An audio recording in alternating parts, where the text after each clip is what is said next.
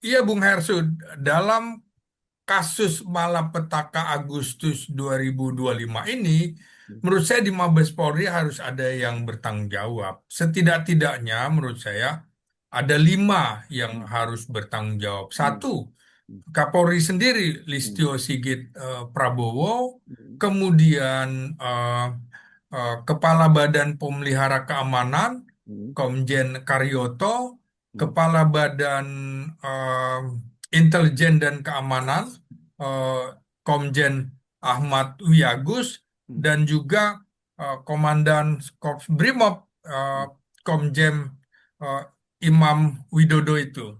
hmm, Itu yang bertanggung jawab. Karena itulah dari nama-nama itu, oh ya, tambah lagi satu, hmm, Asisten Utama Operasi, hmm, hmm, hmm, Komjen Fadil Imran. hmm, Oleh karena itulah dari nama-nama itu, menurut saya tidak akan masuk dalam nominasi menjadi hmm. calon Kapolri.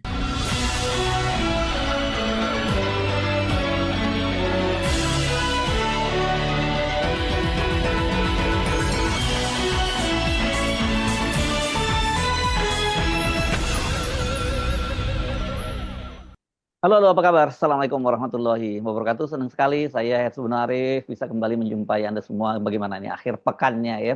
Tapi kita tetap saja mengantisipasi ini pekan-pekan akhir pekan begini nanti tiba-tiba terjadi hiruk pikuk ya karena memang situasi politik sedang tensinya sangat tinggi dan sekarang ini yang paling banyak disoroti itu adalah soal reformasi eh, Polri yang kemarin disampaikan secara langsung oleh Gerakan Nurani Bangsa, sejumlah tokoh nasional bergabung di situ kepada Presiden Prabowo dan Presiden Prabowo menyepakati itu akan dilakukan langkah reformasi itu dan tadi malam itu ramai sekali muncul berita bahwa Presiden itu sudah mengirim surprise atau surat Presiden ke DPR katanya untuk pergantian Kapolri Jenderal Listio Sigit, tapi pimpinan DPR mengaku mereka belum menerimanya. Nah, seperti biasa saya akan ajak ngomong ini dengan kalau udah ngomongin begini dengan pengamat politik dan analis politik dan militer dari Universitas Nasional Jakarta, Bung Slamet Giting. Assalamualaikum, Bung. Oh, oh beli nih, saya manggilnya mesti beli. Oh. Assalamualaikum, beli. Waalaikumsalam warahmatullahi wabarakatuh. Ya, Bung I- Hersung. Iya, saya pikir udah jadi orang Bali gitu, jadi Hmm. ini. Oke. Jadi T-nya agak beda, Bung, T-nya. oh, Kalau Bali T-nya kan. aja sudah jadi orang Bali gitu.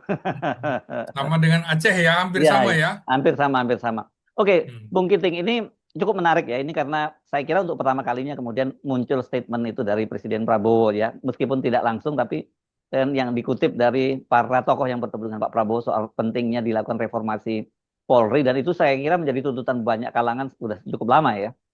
Betul, betul. Ya. Iya, Bung Hersu kan sejak tahun 1998 bisa dibilang Yes.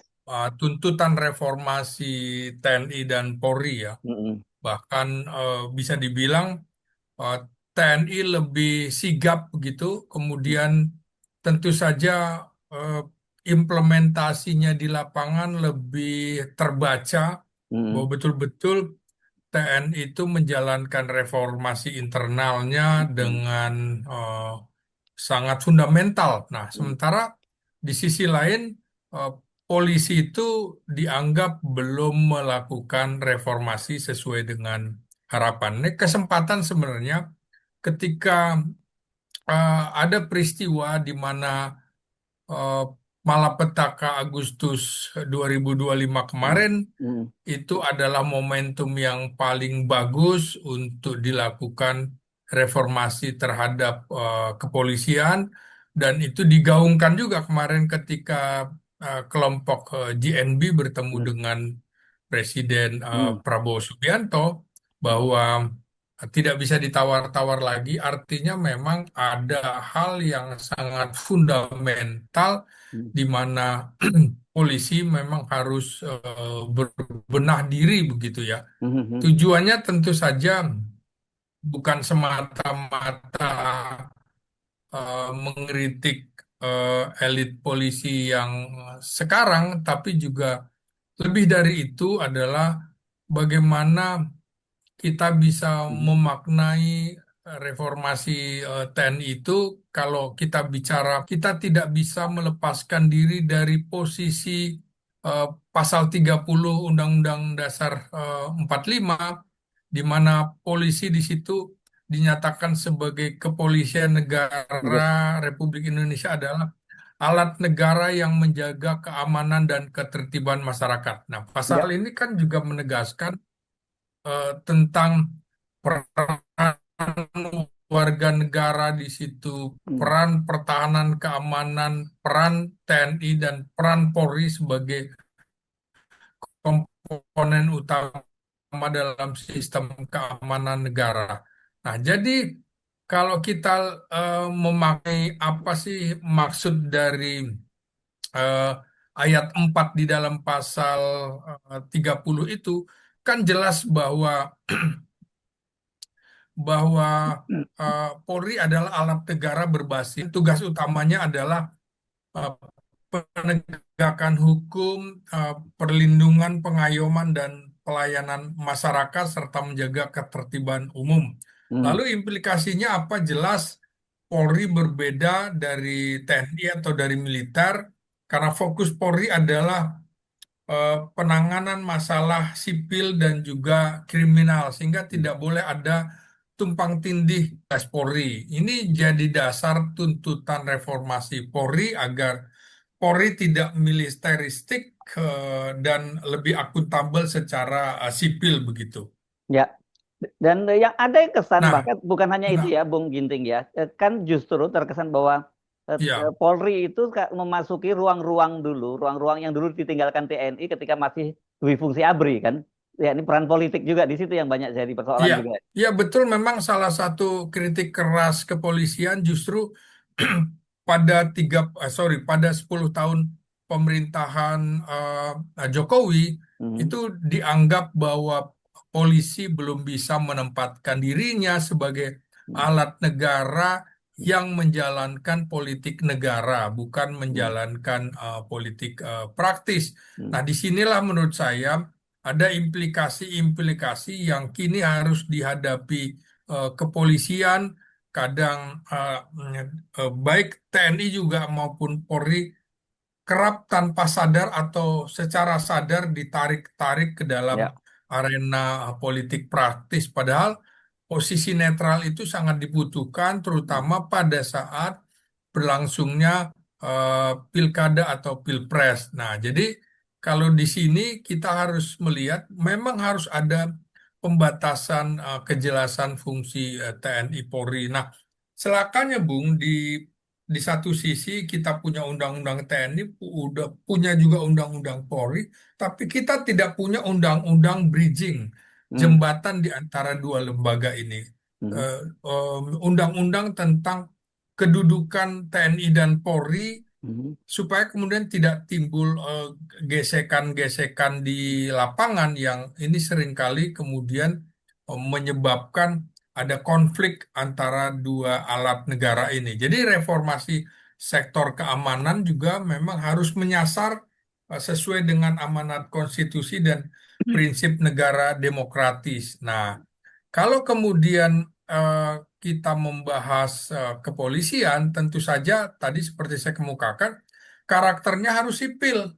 Ya. Karakternya harus sipil, bukan militeristik dan berorientasi pada pelayanan, bukan Hmm. penaklukan. Misalnya menaklukkan pengunjuk rasa, dia justru harus melayani, mengayomi, dan juga melindungi. Nah, kemudian kalau dari prinsip negara demokrasi jelas di negara demokratis penegakan hukum itu harus melindungi atau menyasar warga negara dan bukan untuk menakut-nakuti. Hmm. Wewenang kepolisian jelas dibatasi hukum dan mereka wajib dan tunduk pada pengawasan sipil. Nah, polisi harus juga menjadi sebagai birokrasi sipil bersenjata, maka polisi harus menjadi jembatan antara negara dengan rakyat. Karena itu, eh, mengapa polisi harus sipil dan humanis? Karena untuk membangun kepercayaan masyarakat sekaligus mendorong partisipasi warga dalam menjaga ketertiban masyarakat. Nah, disinilah menurut saya dari strukturnya kok lebih banyak penindakan, bukan kemudian pelayanan. Di Hmm. mana misalnya patroli-patroli polisi seharusnya jauh lebih banyak. Hmm. Juga strukturnya bukan struktur yang menjangkau hampir semua lembaga kementerian. Ini yang sering disebut sebagai negara kepolisian Republik Indonesia karena salah persepsi, salah menggunakan konsep polisi untuk Indonesia berbeda dengan polisi di negara-negara Barat. Jadi kita harus betul-betul ini menghindari konflik horizontal antar institusi polisi dengan TNI, polisi dengan kejaksaan. Karena itu betul-betul dia harus meninggalkan gaya militeristiknya dan juga gaya represinya. Anda tahu, Bung, waktu 1 Juli kemarin kita lihat bahwa loh ini sebenarnya polisi atau ulang tahun polisi atau ulang Hmm. tahun militer. Karena Hmm. yang dipamerkan adalah alat-alat utama yang tidak ada kaitannya dengan pelayanan masyarakat, lebih pada penindakan. Begitu, Hmm. Bung. Ya, oke. Kalau kita urut-urut kan sebenarnya ketika reformasi TNI ya, dan kebetulan yang memimpin pada waktu itu reformasi Hmm. ABRI ya, kemudian bukan Iya. dia bukan back to dia Hmm. memilihnya back to basic bukan back to barak gitu ya. Itu kan berkaitan juga tentu Ya. dengan sejarah dari ABRI, dan yang memimpin itu pada waktu itu kan kalau di TNI namanya Susilo Bambang Yudhoyono ya, yang salah satu yang Ya. merumuskannya. Dan tentu saja ketika dia menjadi presiden, dia coba mengimplementasikannya itu dengan ketat. Tapi di mana salahnya kemudian kok polisi ini terlambat melakukan itu, dan kemudian di eranya Jokowi itu jadi dia digunakan bahkan melebihi peran dari ABRI pada waktu-waktu sebelumnya, karena sekarang dia masuk ke semua sektor jadinya. Iya, saya kira salah satu kesalahan di Undang-Undang TNI maupun Undang-Undang Polri justru melepaskan diri dari poin pokok pasal 30 itu. Di ayat 2-nya kan jelas usaha-usaha pertahanan keamanan negara dilaksanakan dengan sistem pertahanan keamanan rakyat semesta di mana TNI dan Polri sebagai kekuatan utama dan rakyat sebagai kekuatan pendukung. Nah, di Mhm. dalam Undang-Undang TNI dia menjadi sis Hanrata. Lalu Mhm. di kepolisian jadi sis sis Kamrata. Loh, Mhm. harusnya dua-duanya tetap mengacu ke sis Han Kamrata. Tidak Mhm. bisa dipisahkan pertahanan keamanan, Mhm. pertahanan untuk militer, Mhm. keamanan itu untuk kepolisian. Itu keliru. Jadi sejak awal kekeliruan itu menurut saya berakibat ya seperti sekarang.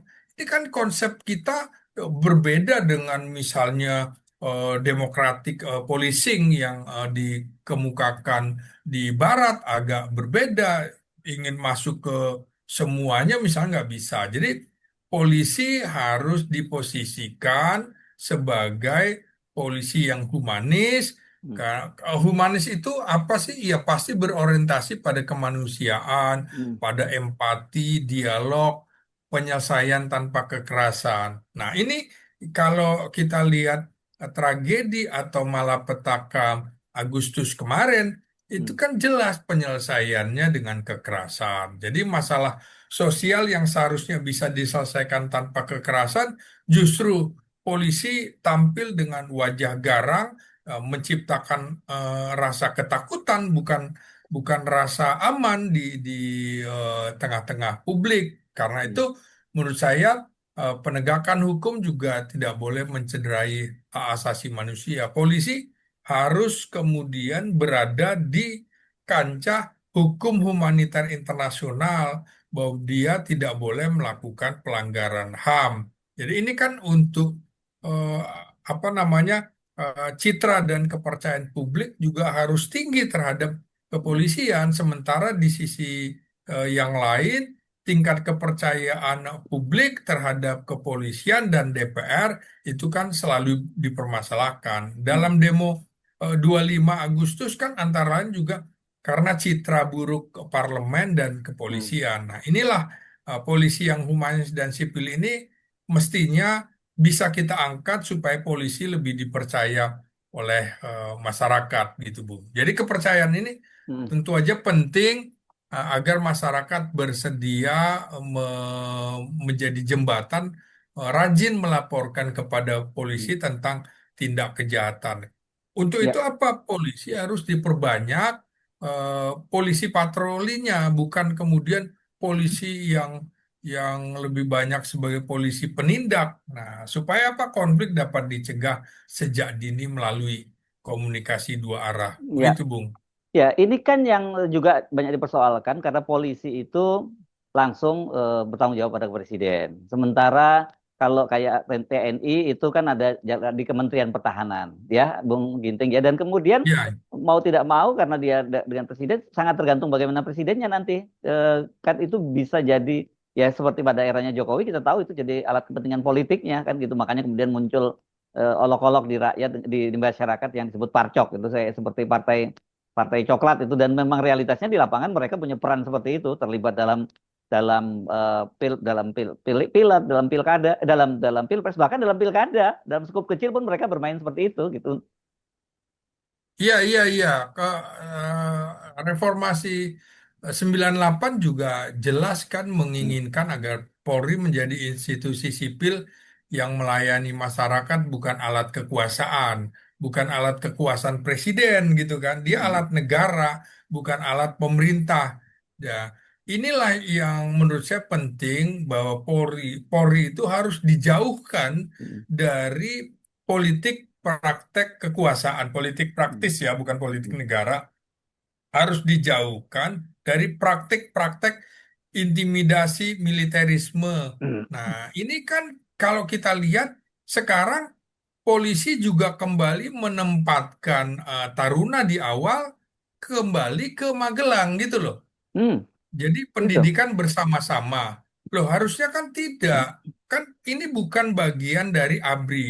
Kecuali memang polisi ingin kembali lagi kalau Sejak kapan itu? konsep Loh, ini kan sejak beberapa tahun ini Hmm, sudah terjadi lagi, Bung. Jadi pendidikan hmm, dasarnya di Magelang lagi. Setelah ah, itu kembali ke Akademi Kepolisian di Semarang, yang hmm, AL di Surabaya, AU di Jogja, oh AD oke. tetap di Hmm, Magelang. Jadi hmm, sama basis pendidikannya. Loh, ini kok jadi sama militeristik lagi. Nah, ini yang menurut saya keliru.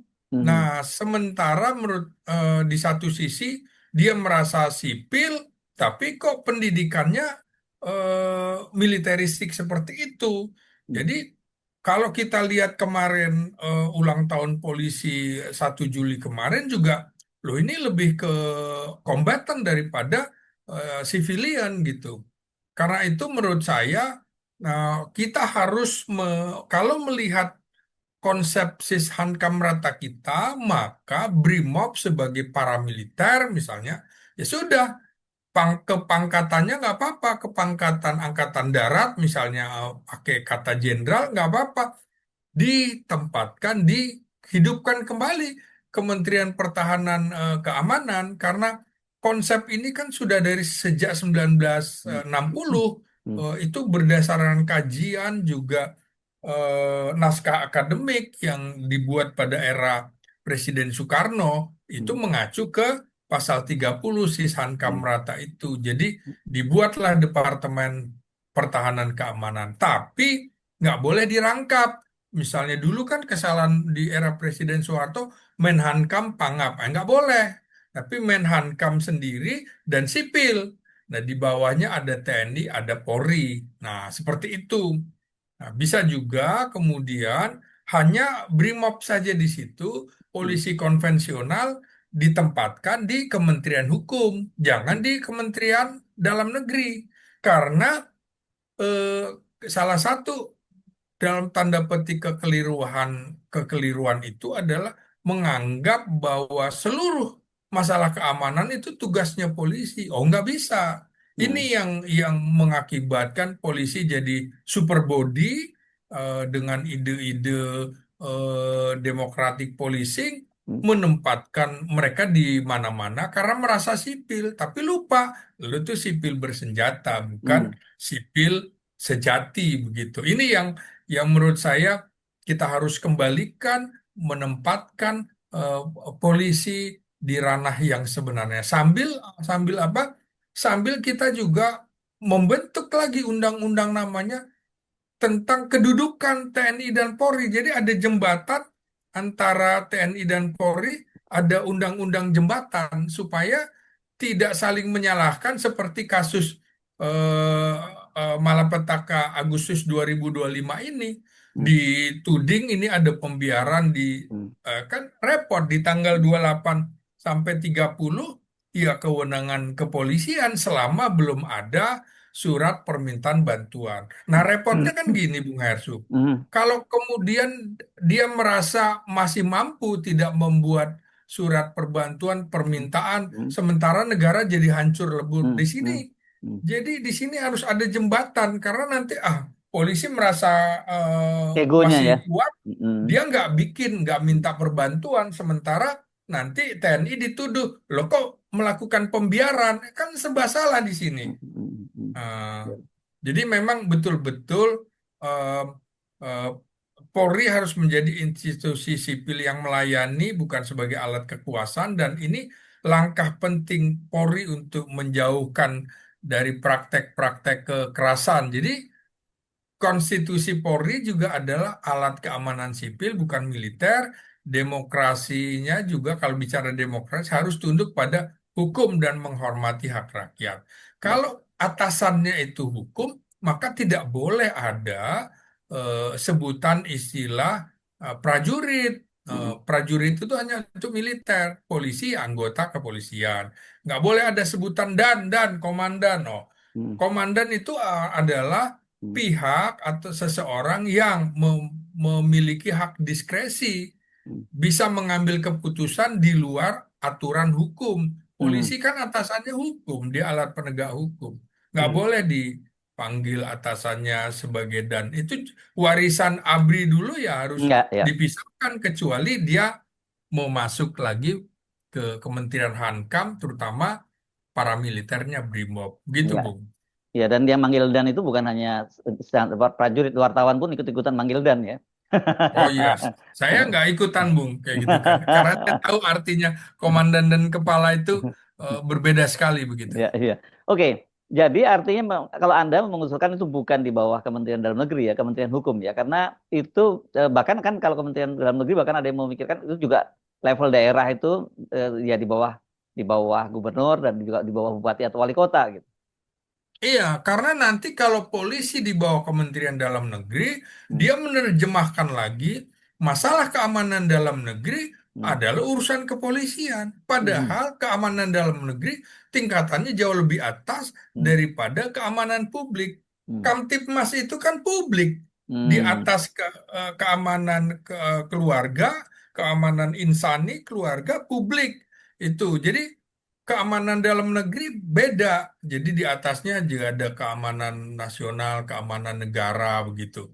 Nah, Hmm. jadi kalau ditempatkan di keamanan dalam negeri, merasa bahwa semua persoalan keamanan dalam negeri adalah urusan polisi. Jadi memang kita harus membedah lagi apa Hmm. arti keamanan. Nah, disinilah menurut saya jangan sampai kita tumpang tindih di mana eh, eh, ketika Undang-Undang Kepolisian tahun 2002 itu, saya kaget juga loh. Kok semua hampir yang disebut OMSP, Operasi Militer Selain Perang yang dilakukan TNI, diambil semua Hmm. oleh kepolisian. Nah, makanya di sini ada gesekan-gesekan. Misalnya objek vital nasional. Nah, Hmm. objek vital nasional di seluruh dunia namanya itu tugas militer, bukan tugas Hmm. kepolisian. Hmm. Contoh, pada waktu Jepang masuk ke Indonesia, apa sih yang diserang? Yang diserang objek-objek nasional di Hmm. situ. Apa itu? Kilang minyak, Hmm. kemudian PLN, kemudian PLTU, PLTA, gitu-gitu, Bung. Nah, itu Hmm. bukan tugas kepolisian, tapi tugas militer. Di seluruh Ya. dunia juga begitu. Ya, Gitu. oke. Sekarang kita fokus ke era Jokowi ya, karena itu yang disoroti dan bahkan itu masih berlanjut terus sampai sekarang. Kayak makanya saya tadi sebut juga bersamaan itu tadi malam itu ramai sekali kabar bahwa Presiden Prabowo sudah menerbitkan surpres Kapolri itu. Dan kita kan kemudian melihat bagaimana ada politisasi di situ yang menjadi kemarin-kemarin orang-orang dekatnya Jokowi dan kemudian dalam prakteknya ya mereka itu kemudian menjadi alat politik kepentingan dari rezim gitu. Dan itu kan bisa aja berlanjut nanti kepada eranya Prabowo kalau kemudian itu tidak dilakukan reformasi juga gitu. Iya, Bung. Soal surprise ini menurut saya Hmm. itu rumor lah ya, karena Ya. tidak ada penjelasan dari istana, itu Mhm. satu. Tidak ada penjelasan dari Sekretariat Jenderal DPR Mhm. RI, kedua. Mhm. Tidak ada penjelasan langsung dari pimpinan DPR, tiga. Gugur Mhm. itu. Jadi Mhm. itu betul-betul rumor. Tapi dari sini kita bisa baca Mhm. bahwa memang ada kegelisahan Mhm. publik Mhm. untuk institusi ini. Saya kan Mhm. sudah kemukakan, memang Presiden Prabowo tidak bisa lagi berlama-lama setelah peristiwa Malapetaka Agustus 2025 ini harus ada pergantian elit polisi. Mhm. Elit polisi yang paling bertanggung jawab adalah Kapolri. Mhm. Karena itu saya bilang kemungkinan akan ada pergantian pada Oktober Mhm. selepas dari Hari TNI 5 Oktober. Kenapa? Karena kondisi sekarang apa ia mau dipaksakan? Masih siaga satu ini, Bung, belum Mhm. dicopot karena Mhm. saya Mhm. masih melihat eh, mobil-mobil alutsista militer masih ada di sekitar Monas dan sekitarnya. Mhm. Artinya kondisi belum aman. Di tengah kondisi belum aman, kalau tiba-tiba ada pergantian elit kepolisian, ini juga dampak stabilitas nasionalnya bisa terganggu. Karena Mhm. itu Prabowo sedang melakukan konsolidasi antara lain, misalnya mencopot eh, Menko Polkam, Mhm. dirangkap oleh ad interimnya adalah Menhan. Mhm. Karena Mhm. sedang ada situasi yang belum stabil. Apalagi Menko Polkam ini kan juga merangkap sebagai Ketua Kompolnas, Bung, Mhm. Mhm. Komisi Kepolisian Nasional. Ya, ya. Sementara dalam peristiwa Malapetaka Agustus ini kan harus ada pemeriksaan transparansi terhadap peristiwa-peristiwa ini dari internal Mhm. Polri, baru kemudian dari eksternal. Nah, kalau dari internal sesama apa jeruk jeruk jadi kayak jeruk makan jeruk. Jadi Mhm. menurut saya akan cukup lama ad interim ini dipegang oleh Menteri Pertahanan. Dan kalau perlu memang apa apa urgensinya harus ada Menko-Menko itu, Bung. Kalau Mhm. koordinasi antar instansi kementerian sudah berjalan bagus, nggak perlu juga ada Menko. Nah, surprise ini menurut saya ketika disebar, ini memang ada kepentingan, Mhm. kepentingan politik. Siapa Mhm. kepentingan partai politik? Mhm. Kepentingan pimpinan partai politik, Mhm. kepentingan oligarki, Mhm. kepentingan orang yang punya ambisi untuk Mhm. menjadi Kapolri atau orang yang ingin menjatuhkan nama-nama yang disebutkan dalam berita Mhm. surprise ini. Begitu, Mhm. Bung Hersu. Ya, Nah, dan ya ini selalu pengalaman kan setiap kali akan ada pergantian Kapolri itu selalu muncul intrik-intrik yang luar biasa ya di Mabes Polri itu. Agak berbeda dengan TNI ya. Kalau TNI relatif pergantiannya mulus gitu, tapi kalau di Polri saya perhatikan selalu terjadi intrik-intrik dan kemudian pasti akan ada yang jadi korban. iya, saya kira begini ya, di tengah situasi yang belum stabil, di mana menurut saya Hmm. Listio Sigit Prabowo sebagai Kapolri gagal mengendalikan anak buahnya baik di Mabes Polri maupun di di Polda-Polda kepolisian daerah. Karena itu menurut saya kemungkinan Prabowo akan menempatkan seorang polisi senior untuk menjadi Kapolri perantara. Nah, kalau Listio Sigit Prabowo itu lulusan Akpol 1991, maka dia akan mencari figur di luar Angkatan 91. Apa itu? Ya, Akademi Kepolisian 90 atau 89. Nah, sementara yang Angkatan 89 yang mayoritas kelahiran 67 tahun ini akan selesai, maka akan diambil dari angkatan 90 yang pensiunnya tahun depan. Makanya saya bilang ini Kapolri perantara, Kapolri yang sebenarnya nanti setelah yang angkatan 90 ini selesai baru digantikan. Maka nama yang menurut saya eh, pas dan kemungkinan Prabowo akan memberikan mandat kepada yang bersangkutan adalah Dedi Prasetyo itu Wakapolri Hmm. yang memang lulusan Akpol 1990 dan sudah menduduki dua jabatan bintang 3 sebelumnya Irwasum, Inspektur Pengawasan Umum dan sekarang Wakapolri. Dulu juga kan saya bilang kalau Listio Sigit Prabowo diganti, maka penggantinya perantara yaitu Wakapolri Hmm. Ahmad Doviri, tapi Hmm. kemudian Ahmad Doviri 89 sudah pensiun sehingga posisinya digantikan Dedi Prasetyo. Dedi Prasetyo ini menurut prediksi saya dia akan menjadi Kapolri perantara. Hmm. Nah, memang ada nama-nama lain di eh, Mabes Polri kan ada 9 posisi Bintang 3. Komisaris Jenderal, Bung. Hmm. Hmm. Hmm. Ada 9, ya cukup banyak.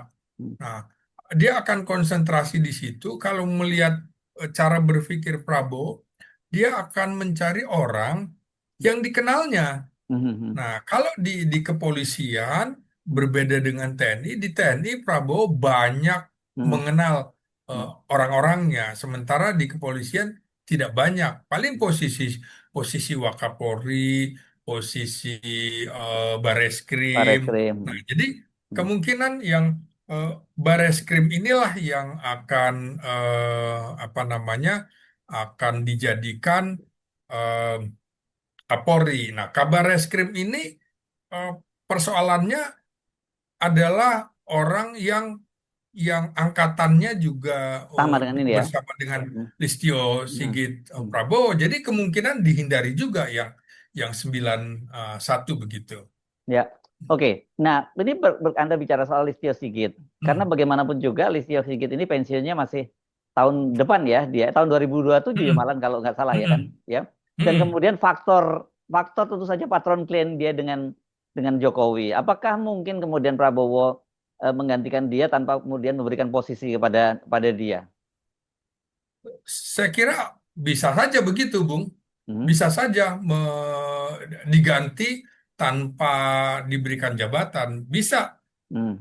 dijadikan posisi sebagai eh, eh, apa namanya perwira tinggi Hmm. di Mabes Polri. Bisa saja Seperti Sutarman dilakukan dulu seperti ya. itu. Jadi kita harus lihat dulu Kapolri Jenderal Sutarman misalnya Hmm. itu masa transisi dari Hmm. SBY kepada Jokowi. Hmm. Belum waktunya pensiun, sudah pensiunkan. Walaupun Hmm. memang hanya sekitar berapa bulan sampai setahun. Hmm. Jadi non-job itu betul-betul Hmm. hanya sebagai perwira tinggi Hmm. Mabes Polri. Dan Hmm. ini juga bisa terjadi pada Listio Sigit Prabowo. Ya. Apakah Prabowo berkenan menempatkan dia di kabinet? Saya kira kok enggak ya. Karena peristiwa Malapetaka Agustus ini dia harus bertanggung jawab. Jangan sampai orang yang harus bertanggung jawab malah diberikan hadiah-hadiah gitu. Itu Hmm. tidak mendidik. Ya, Ya. berbeda dengan eh, eh, dengan Tito Karnavian Hmm. itu kan dari Kapolri menjadi Mendagri Mendagri. Hmm. masih jauh tapi dipensiunkan karena punya jabatan. Itu Hmm. kan berkat jasanya Hmm. turut dalam tanda petik membantu Jokowi memenangkan. Jokowi Hmm. menjadi memenangkan Hmm. pemilu presiden. Hmm. Jadi bisa ditempatkan. Ini kan masih dalam satu periode Jokowi itu di periode keduanya Jokowi. Kalau ini kan beda, Bung. Sudah diberikan kesempatan Hmm. hampir setahun, ya udah waktunya juga selesai. Jadi saya Ya. meyakini Presiden Prabowo tidak akan memberikan tempat bagi Listio Sigit Prabowo di kabinet. Ya. Apalagi untuk menempati posisi Menko Polkam Hmm. gantikan Hmm. Budi Gunawan. Saya kira jauh dari situ, Bung. Ya. Tapi Anda nggak menghitung faktor kedekatan Listio dengan Jokowi dan artinya kalau kemudian Listio Sigit diganti dan tidak diberi tempat kan betul-betul Prabowo mulai bersih-bersih orangnya Jokowi dong karena setelah dimulai dengan Budi Ari, Abdul Hadi Karding dan juga Dito Aryo Tejo itu dan kemungkinan nanti orang-orang yang lain juga akan dibersihkan pada reshuffle berikutnya.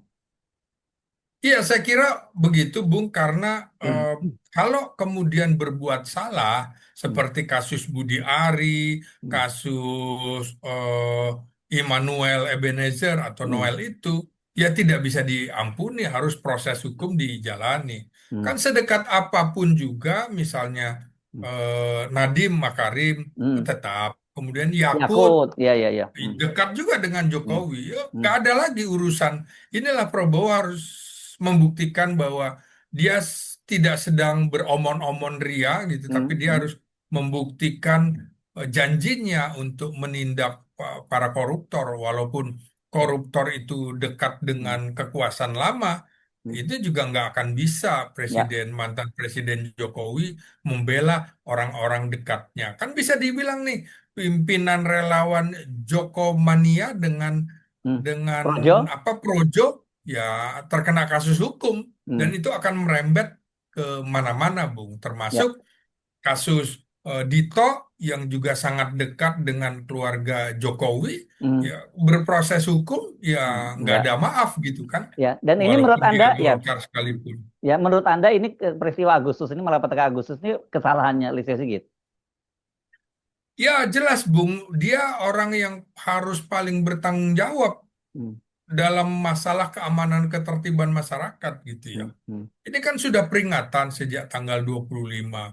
Harus ada yang dicopot seperti juga peristiwa malapetaka 15 Januari hmm, 1974. Itu cuma 1 hari, Bung. hmm, Ada lebih dari 10 jenderal dicopot oleh Presiden hmm, Soeharto. Maka ini juga menurut saya. Makanya menurut saya juga di posisi-posisi eh, Kepala Badan Intelijen Keamanan Kepolisian hmm, itu juga harus turut bertanggung jawab. Kepala Badan hmm, Pemelihara Keamanan Kepolisian harus bertanggung jawab. Begitu juga dengan Komandan Korps Brimob harus bertanggung jawab karena hmm, di lapangan itu Brimob. Kan harusnya urutannya sebenarnya hmm, kalau mau betul-betul mau humanis, kedepankanlah polisi wanita, kemudian pasukan Dalmas pengendalian masyarakat gitu kan. Terus Sabara begitu ya. hmm, Baru kemudian Brimob di belakangnya baru TNI. Tapi kan ini enggak di awal sudah terlihat langsung Brimob. Kok dihadapi dengan Brimob yang semi militer itu? Kalau hmm, militer kan untuk menjaga keselamatan keamanan negara ya harus menindak dengan keras. Dalam kasus malapetaka Agustus 2025 ini, hmm, menurut saya di Mabes Polri harus ada yang bertanggung jawab. Setidak-tidaknya menurut saya ada 5 yang hmm, harus bertanggung jawab. hmm, Satu, hmm, Kapolri sendiri, hmm, Listio Sigit Prabowo, hmm, kemudian Kepala Badan Pemelihara Keamanan, hmm, Komjen Karyoto, hmm, Kepala Badan eh, Intelijen dan Keamanan, eh, Komjen Ahmad Wiyagus, hmm, dan juga Komandan Korps Brimob, eh, hmm, Komjen eh, Imam Widodo itu. hmm, Itu yang bertanggung jawab. Karena itulah dari nama-nama itu, oh ya, tambah lagi satu, hmm, Asisten Utama Operasi, hmm, hmm, hmm, Komjen Fadil Imran. hmm, Oleh karena itulah dari nama-nama itu menurut saya tidak akan masuk dalam nominasi menjadi hmm, calon Kapolri. hmm, hmm, Itu alasannya. Maka hmm, yang di Mabes Polri yang sangat memungkinkan adalah pertama Wakapolri itu punya potensi menjadi Kapolri, kemudian Kepala Badan Reserse Kriminal Polri. hmm, Itu hmm, dua itu yang hmm, memungkinkan. Cuma kabar reskrimnya apakah juga Presiden Prabowo mau mengambil dari angkatan yang sama dengan hmm, Listio Sigit hmm, Prabowo? hmm, Bisa jadi iya, bisa jadi tidak. Kan yang menarik itu ketika ada rumor eh, konflik antara Karyoto dengan ya, dengan Listio Sigit. LSP Hmm, soal posisi kenapa hmm, Karyoto tidak menjadi kabar reskrim, hmm, tapi justru eh, Kabar Harkam. hmm, eh, ini bisa jadi memang bukan persoalan dengan LSP, tapi Presiden Prabowo yang nggak setuju gitu Hmm. untuk kabar eskrim diberikan kepada Karyoto yang barangkali dianggap masih beririsan dekat dengan LSP dan juga mantan Presiden Jokowi. Jadi itu mereka harus bertanggung jawab. Brimob kenapa? Karena itu tadi pasukan yang berhadapan di lapangan adalah pasukan Brimob. Nah Hmm. ini juga kepala Brimob juga harus bertanggung jawab. Astama Ops, Fadil Imran, karena operasi kan di bawah Hmm. dia sebagai asisten operasi utama kepolisian juga bertanggung jawab atas jalannya operasi. Makanya Ya. betul-betul nantinya kemungkinan calon Kapolri itu betul-betul diambil dari tokoh senior di Mabes Polri yaitu Dedi Prasetyo itu. Begitu, Ya. Bu. Dan itu pun seperti yang Anda katakan tadi hanya sementara ya, artinya dia untuk bridging lah untuk menggantikan. Iya betul, bridging aja, Ya. jembatan gitu ya. Dan dari sisi usia dia juga akan segera masuk masa pensiun juga begitu kan? Iya betul. Ya. Oke, jadi ini menurut Anda Agustus pensiun itu, Bung. ya, Agustus pensiun. oke, Agustus pensiun. ya. Jadi menurut Anda ini satu paket gitu ya yang harus dibertanggung jawab di Mabes Polri ini ya. Iya, dulu sama seperti peristiwa Malapetaka 15 Januari Hmm. Hmm. 1974. Hmm. Kepala Bakin, Hmm. wakilnya juga, Hmm. kemudian Wapangkop Kamtib, Hmm. Wakil Panglima ABRI, Pangkop Kamtib, Hmm. Jenderal Sumitro Gendut gitu, itu Hmm. Ya, kan ya. harus juga lengser Oke. Jadi dan ini juga ya, beberapa. ya silakan. Jadi ini sama aja satu soal soal reformasi Polri, saya kira ini tidak bisa ditawar-tawar lagi. Justru ini momentum sebenarnya ya gitu ya. Dan kemudian satu Betul paket tadi. betul. Ya, ya. Jadi reformasi eh, Polri menurut saya juga harus betul-betul menjadi sebuah bukan cuma gagasan, harus Hmm. segera diimplementasikan sambil kemudian nanti bisa diimplementasikan di dalam undang-undang kepolisian yang baru yang sampai sekarang Hmm. belum digulirkan. Sekaligus, Bung, ini Hmm. momentum bagi Indonesia Hmm. untuk mengesahkan undang-undang keamanan nasional. Hmm. Hmm. Kita harus punya Dewan Keamanan Nasional Hmm. karena aneh negara besar seperti Indonesia Hmm. tidak pernah ikut di dalam pertemuan konferensi keamanan nasional karena kita tidak punya Dewan Hmm. Keamanan Nasional dan Ya. kepolisian juga dicoret dari komunitas polisi sipil dan Hmm. humanis di dunia karena Hmm. dianggap polisinya kok militeristik begitu. Ya, Nah, ya, jadi ya. betul-betul kita harus membedah itu Hmm. secara dalam agar kekuatan kepolisian itu betul-betul kekuatan polisi yang profesional sesuai dengan dambaan dan amanat penderitaan rakyat yang diminta oleh rakyat dia sebagai pelayan masyarakat begitu Ya. Bu. Oke, baik. Terima kasih Bung Selamat Giting, analis politik dan militer dari Universitas Nasional Jakarta. Assalamualaikum warahmatullahi wabarakatuh. Waalaikumsalam warahmatullahi wabarakatuh.